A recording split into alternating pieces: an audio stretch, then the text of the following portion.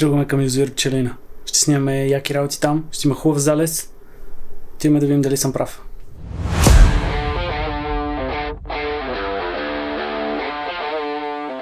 В момента сме в село Поцърненци, което всъщност се намира точно до язовир Пчелина. Тук е много важен и ключов момент да кажа, че когато искате да отидете до язовир Пчелина и то точно до Параклиса, където е най-готината гледка, е много важно в навигацията, независимо дали Waze или Google Maps, да напишете Поцърненци. И когато вече наближите тук, тогава да напишете името на Параклиса, Йоан Летни. По този начин ще стигнете на правилното място. Преди време, най-първият път, когато ходихме на Пчелина с Йоана, ни заведе от другата страна на язовира. И всъщност, когато трябваше да обиколим, за да стигнем на правилното място, ни отне, може би нещо от сорта на 40 минути да направим цялата обиколка на язовира. И затова всъщност е много важен този момент. Тук пътя започва да се разваля леко, след това става съвсем черен, но е проходим с кола, поне последния път като идвахме. Сега ще видим в момента в какво състояние. Тук ще пристигаме при язовира. Минахме нагоре по черния път, доста окей е, минава се без проблеми. Само че ще оставим колата тук, защото е тук сега има една малко стръмна част. Точно на време сме за залез. Отиваме горе при Параклиса и при скалите, за да мога да направя и един дрон от цялото нещо.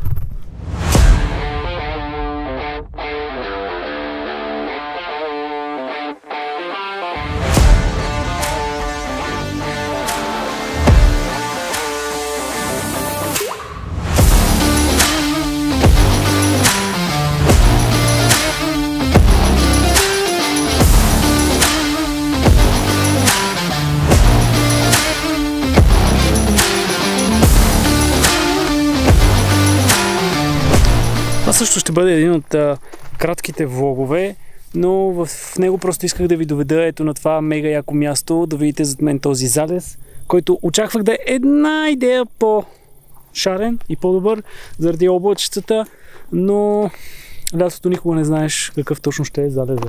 И все пак аз съм много хепи, че дойдохме. Ето тук сега си седиме на одялцето. Кажи здрасти, бе, Мишка. Здрасти. Ето там се снима един таймлапс към луната. Тук зад лампата. За съжаление сега с тази лампа не могат да се снимат нощни снимки на Параклиса. Тоест не нощни, но е такива много тъмно. Тоест там може, ама малко по-особено е. Сравнително скоро се я сложили тази лампа. Нямаше миналия път, като идвахме. Но няма значение. Сега ще чилнем малко тук, докато се заснеме таймлапса. И докато стане напълно нешарено, защото на живо е даже още по-приятно, отколкото се вижда тук. И да, всъщност тук сме, защото заснех набързо няколко кадъра, т.е. Йоана ме снима, как съм облечен с тези мега яки дрежки на Fjallraven. Тениска от супер мек памук, панталон с лисичката. Брутален панталон, просто вижте в инстаграма ми поста. Аз и тук сега ще ви покажа няколко от кадрите. Вижте, станаха доста приятни. Имам да направя още няколко снимания за тези яки дрежки. Чакай да покажа и ризата. Ризата също е брутална. Всъщност вижте как е облечена.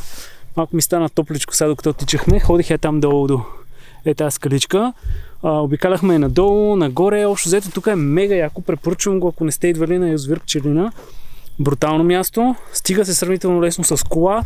Ето още няколко кадра от самото снимане. Чилваме малко и след това към вкъщи в тъмницата. Чао и до следващото видео!